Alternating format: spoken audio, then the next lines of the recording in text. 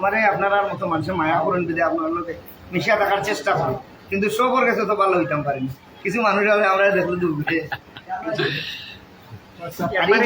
এই যে রেস্টুরেন্টটা, এই রেস্টুরেন্টটা আমি যদি আমার শুটিং না থাকে আমি প্রতিদিন 1 ঘন্টা এখানে আমি আমার এলাকার মানুষের লোকে বই আমার শুটিং মায়া করি, যার কারণে আমার প্রতিদিন একটা টান থাকে।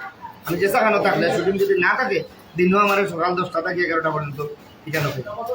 এটা হলো কি নিশ্চিলাম পয়েন্ট এনামর দোকান করলে সব এসে সাধারণ হোটেল বা আপনারা লইয়া খাই আমি কিনা কয়েকজন মানুষ আমার পালা পাইলাম করে আমি কিনা সিলেটের বাজে বুঝতে গেছিলি নিজেরা যদি বুঝতাম মনে করে দিত আমি দিতাম।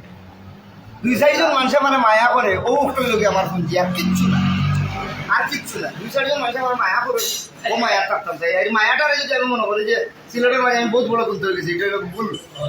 এবং যাই হোক আমার লাগে দোয়া করবা মানুষের মাঝখানে থাকি থাকি যেন মাঝখান থাকি আসতে একদিন যাইতাম কি পারি এই দুনিয়া ছাড়িয়া। মোহাম্মদ শাহেদ আপনারা ওটাই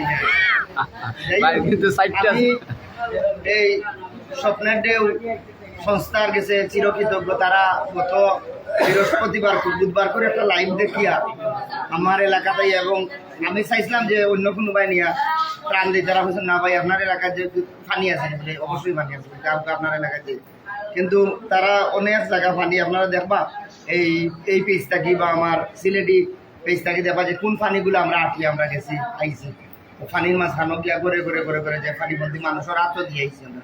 এই যে কোনো ঠিকাদারও হাতও দিছি না যে আপনি দিলেন জানো কতজন দিলেন জানো, এটা আসলে চলতো না। কারণ আমরা যতক্ষণ দেখিয়া ইলা ঠিকাদারি ভাই আনলে 2-1টা যায় আর অনেকটা মাইল খাওয়া যায়। আমরা দেখে রাজি পর্যন্ত বিষয় নিয়ে লাগে আমরা কত লগিয়া ভাই অঞ্চলে লইয়া আমরা করে করে গেছি, এবং তারা তো আমরা সমঝে দেওয়ার চেষ্টা করি।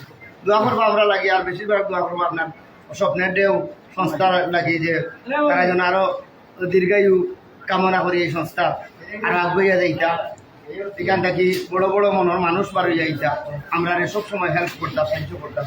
আপনারা আমরা লাগে দোয়া করবো, আমরা আপনারা লাগে